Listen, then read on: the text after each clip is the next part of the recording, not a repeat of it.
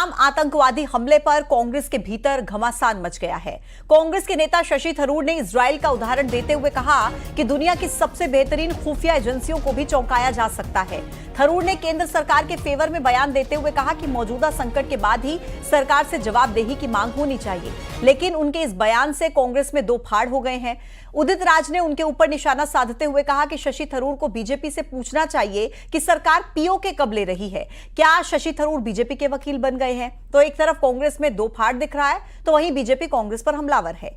BJP ने कांग्रेस के नेताओं पर पाकिस्तान को बचाने वाले और पाकिस्तान की बोली बोलने के आरोप लगाए हैं।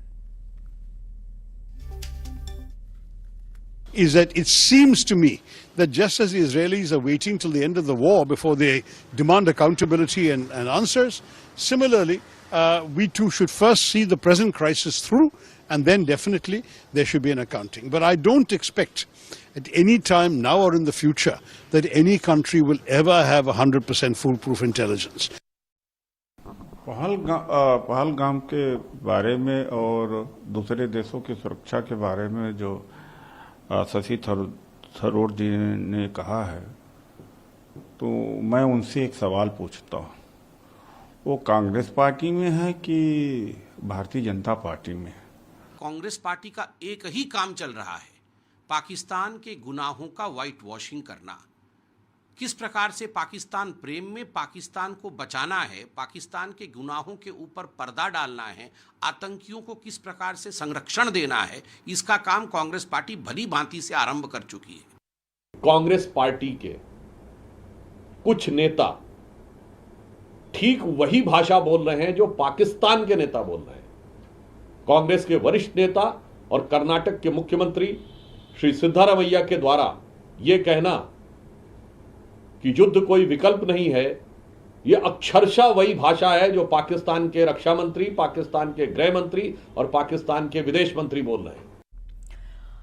और चलिए इसी के साथ चर्चा की शुरुआत करते हैं। मेरे साथ कुछ खास मेहमान इस चर्चा में शामिल हैं। मिलन भार्गव जी बीजेपी के प्रवक्ता हमारे साथ कनेक्ट हो गए हैं। अमित चौरसिया कांग्रेस के प्रवक्ता हमारे साथ कनेक्ट हैं। सरमन नगेले वरिष्ठ पत्रकार इस वक्त हमारे साथ कनेक्ट है। सबसे पहले अमित चौरसिया जी, आप ही के पास आते हुए, और सबसे पहले तो सर आप ये बता दीजिए कि आप शशि थरूर जी के साथ हैं या उदित राज जी के साथ हैं? किसके स्टेटमेंट का आप समर्थन करते हैं? जी नमस्कार। देखिए, मैं समझता हूँ कि मीडिया पैनलिस्ट थोड़ा धैर्यपूर्वक बात भी सुन रहे हैं। ये जो सवाल है पूरी भारतीय जनता पार्टी का कि कांग्रेस क्या कर रही है, कांग्रेस आज इस देश के अंदर देश के ज्वलनशील मुद्दों को भी प्रमुखता से उठा रही है, और देश के बाहर की जो समस्या इस समय है, जो एक प्रहार हमारी अस्मिता पे हुआ है, हमारी आत्मा पे हुआ है, उसके साथ केंद्र सरकार के साथ एकजुट होकर निर्णय लेने के लिए कह रही है। आज ग्वालियर के अंदर संविधान बचाओ यात्रा में प्रदेश के प्रभारी हरीश चौधरी जी और संघर्षशील नेतृत्व जीतू पटवारी जी के नेतृत्व में एक बड़ी आम सभा हो रही है। यह बताता है कि मध्य प्रदेश के अंदर जिस तरह भारतीय जनता पार्टी संवैधानिक मूल्यों को नष्ट कर रही है, संघीय ढांचे को नुकसान पहुंचा रही है, उसके खिलाफ कांग्रेस पार्टी मुखर है। और वहीं जिस दिन पहलगाम के अंदर यह घटना घटी, देश के प्रधानमंत्री जी अपनी यात्रा बीच में से छोड़कर आए, वहीं दूसरी तरफ राहुल गांधी जी जो अमेरिका में थे, उन्होंने वहां से सबसे पहले केंद्रीय गृह मंत्री जी अमित शाह जी को फोन करा, सर्वदलीय बैठक का आह्वान किया, सीधा यहाँ आए भारत में, और आते ही सर्वदलीय बैठक में शामिल हुए। उसके बाद देखने में क्या आता है, प्रधानमंत्री जी बिहार में जाते हैं चुनावी सभा करने, और राहुल गांधी जी जाते हैं पहलगाम पीड़ितों से मिलने। ये कांग्रेस पार्टी कर रही है आज इस समय। लेकिन और अमित चौरसिया जी, मैंने तो अभी ये पूछा ही नहीं आपसे कि कांग्रेस पार्टी क्या कर रही है। मैंने तो आपसे ये पूछा है कि आप शशि थरूर जी के स्टेटमेंट के साथ हैं या आप उदित राज जी के स्टेटमेंट के साथ हैं। आप कह रहे हैं कि देश एकजुट होकर चले, लेकिन आपकी तो पार्टी एकजुट नहीं नजर आ रही है। कोई नेता कुछ बयान दे रहा है, कोई नेता कुछ बयान। सर, भारतीय जनता पार्टी नहीं चाहती कि यह देश एकजुट होकर चले। क्यों उदित राज जी, क्या उदित राज जी के पास भारतीय नागरिकता नहीं है? ये बताएं। भारतीय जनता पार्टी क्या देश के प्रधानमंत्री जी, गृह मंत्री जी और रक्षा मंत्री जी को पत्रकार वार्ता करके 100 करोड़ लोगों की जिज्ञासा को शांत नहीं करना चाहिए था? क्या एक दिन के लिए लोकसभा नहीं बुलाना चाहिए थी इस विषय को लेकर? आज तमाम भारत के नागरिक, सर्वदलीय बैठक हुई तो है अमित चौरसिया जी, सभी दलों के नेताओं को बुलाया तो गया था। पूजा जी मेरी बात सुन लीजिए, ये देश के 100 करोड़ लोगों की जिज्ञासा है। सर आप अमित जी, मुझे एक बात बताइए, पहले आप मुद्दे से डाइवर्ट मत होइए। मुझे सबसे पहले तो आप ये बता दीजिए कि आप किसके स्टेटमेंट के साथ हैं, उसके बाद ही तो सर मैं आपसे कुछ सवाल पूछ पाऊंगी ना। मुझे क्लियर तो हो कि आपका माइंडसेट क्या है। हमारा माइंडसेट तो पूरा क्लियर है। हमारे राष्ट्रीय अध्यक्ष मल्लिकार्जुन खड़गे जी, राहुल गांधी जी केंद्र सरकार के साथ है। तो ये क्या चाहती भारतीय जनता पार्टी? क्या तो फिर उदित राज जी ये क्यों कहते हैं, फिर उदित राज जी ये क्यों कहते हैं कि शशि थरूर बीजेपी के वकील बन गए हैं? ऐसा क्यों कहा उन्होंने? बात रखी, यह भारत के अंदर आंतरिक लोकतंत्र है।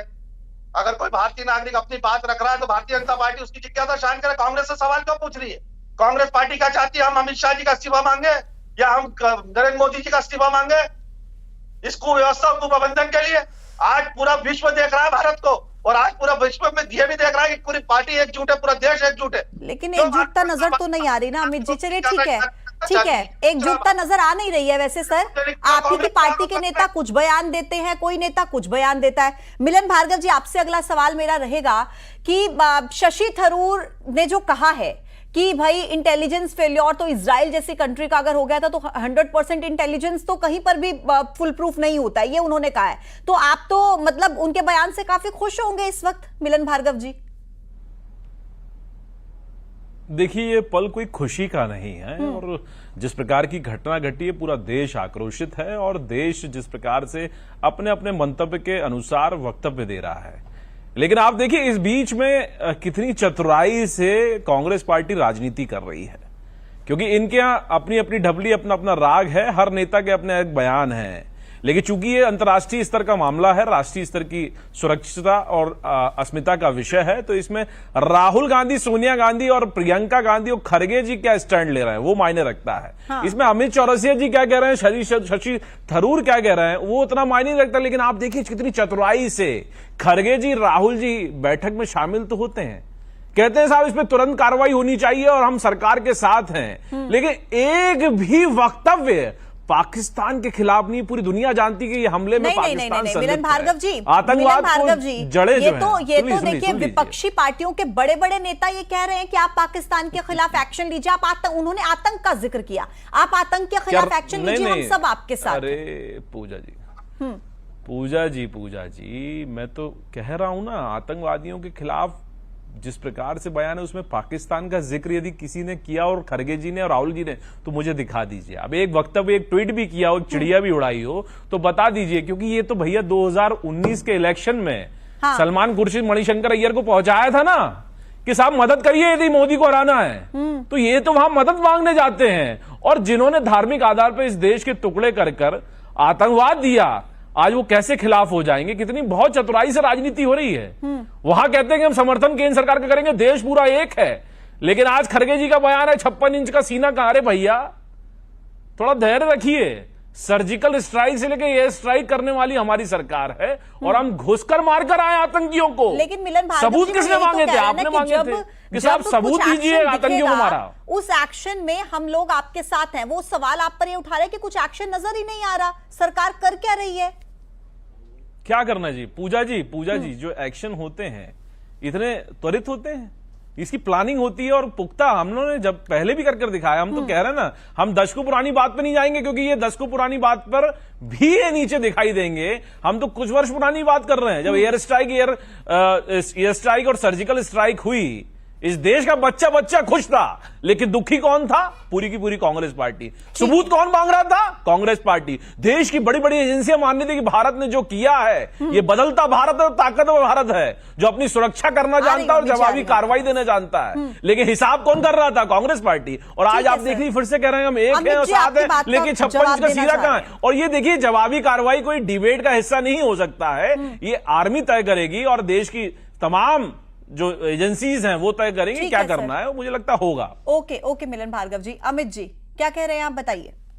पूजा जी, मिलन जी की मैंने सारी बात सुनी। पूरा देश आज आक्रोशित है।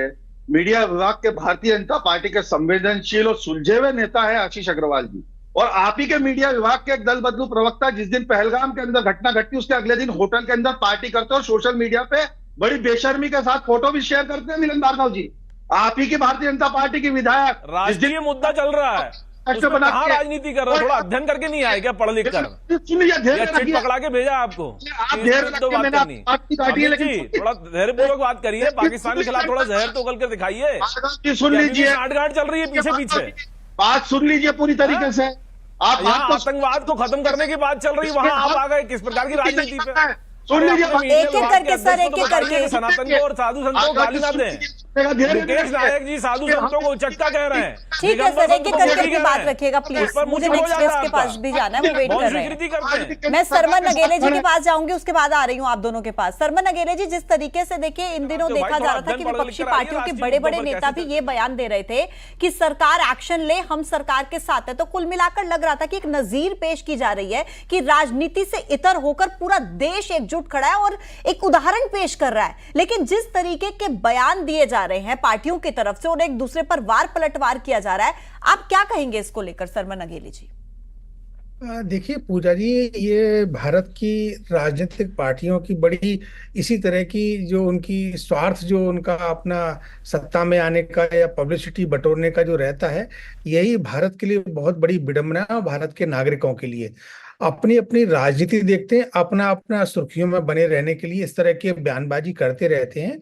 मेरा यहाँ स्पष्ट मानना है कि जब सर्वदलीय बैठक होती है और सर्वदलीय बैठक जब उसमें सारे लोग शामिल होते, वो इस बात का संकेत, उस बात का प्रमाण रहता है कि सारे राजनीतिक दल ऐसे मुद्दे पर एक साथ हैं। भारत सरकार और भारत के गृह मंत्री, प्रधानमंत्री, रक्षा मंत्री उस पर कार्रवाई करें, जो उनके पास उचित समय हो, जो उनकी उचित प्लानिंग हो। देखिए ये ऐसी चीज है, बहुत संवेदनशील विषय है, इसको कोई पब्लिक डोमेन में नहीं लाया जाता है। दूसरा मेरा यहाँ ये कहना है कि जो जिस तरह से जो कांग्रेस के नेताओं के जो बयान आ रहे हैं, हाँ। मैं दोनों के संदर्भ में बात करूंगा। माननीय शशि थरूर जी मेंबर ऑफ पार्लियामेंट है और उदित राज जी, वो भी मेंबर ऑफ पार्लियामेंट रहे हैं जी। देखिए, एक तो यह कि उदित राज जी कोई बहुत पुराने कांग्रेस के नेता नहीं है। वो एक अपना संगठन चलाते थे, IRS थे, और उसके बाद वो कांग्रेस में आ गए, चुनाव जीत गए, हार गए, और वो इसी तरह की बयान देने के लिए वो कुछ कुछ करते रहते। हाँ। उसी प्रकार से शशि थरूर भी शुरू से ही कंट्रोवर्शियल रहे हैं। एक आप देखिए कि शशि थरूर जब UN के अंडर सेक्रेटरी थे, उन्होंने चुनाव लड़ा था और वो चुनाव हार गए थे जनरल सेक्रेटरी का 2006 में। तो शशि थरूर का उसके बाद उसके पारिवारिक पृष्ठभूमि देखिएगा आप, शशि थरूर की वो विवादित रही है। लेकिन ये बात बिल्कुल सही है, शशि थरूर जी ने बहुत सही कहा है कि इंटेलिजेंस परफेक्शन 100% किसी भी कंट्री का, किसी भी देश का, किसी भी राज्य का संभव नहीं है। दिक्कत क्यों रही है? अगर बिलावल भुट्टो के बयान पर जवाब दे देते हैं शशि थरूर, तो फिर आखिर कांग्रेस के जो नेता हैं वो सामने आकर बीजेपी के एजेंट हैं, वकील हैं, ये सब बातें क्यों बोलने लगते हैं? और अमित चौरसिया, आप ये बताइए कि आपकी पार्टी के तो बड़े बड़े लीडर्स में किसका जिक्र करूं, क्या नाम लूं आपके सामने? आप खुद जानते हैं, वो ये कहते हैं कि अल्पसंख्यक खुद को असुरक्षित महसूस कर रहा है, इसी वजह से ये हो जाता है। इसी तरीके के बयान देते हैं। और आप एक बार यहां पर लाइव कहिए तो सही सर कि पाकिस्तान के खिलाफ एक्शन होना चाहिए, एक बार तो बोलिए अमित जी। पूजा जी, बिल्कुल आपके सभी दर्शकों के सामने भारतीय जनता पार्टी के सम्मानित प्रवक्ता भी बैठे हैं और हम तो मांग कर रहे हैं कि आतंकवाद को जड़ से मिटाइए जाके। पाकिस्तान को एक एक आदमी को चुन चुन कर मारिए। आज ये भारत की अस्मिता और सम्मान पे प्रहार हुआ है। कन्याकुमारी से लेकर कश्मीर तक हर नागरिक आंदोलित है और आक्रोशित है। आपको उसका आक्रोश नजर नहीं आ रहा है। आप क्यों अन्य नेताओं की बात कर रहे हैं? जब कांग्रेस पार्टी ने अपना स्टैंड क्लियर कर दिया, उसके बाद भी आप इस तरह के विषय उठा रहे हैं। स्टैंड ही तो क्लियर नहीं हो रहा है अमित जी, समस्या तो यही है ना, स्टैंड क्लियर ही कहां हो रहा है? मैं बार बार आपसे यही पूछ रही हूँ, कहां स्टैंड क्लियर हो रहा है?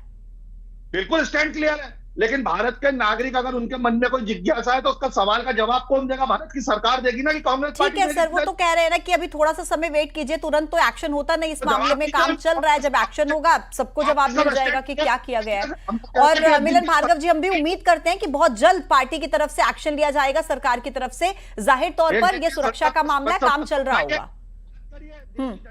पूजा जी देखिए, जिस प्रकार से एक्शन नीतिगत लिए जाने चाहिए थे वो लिए हमने जल समझौते को रद्द किया, उस प्रकार से एम्बेसी को बंद किया, पाकिस्तानी नागरिक जो भारत में थे उनको बाहर जाने के लिए अल्टीमेटम दिया।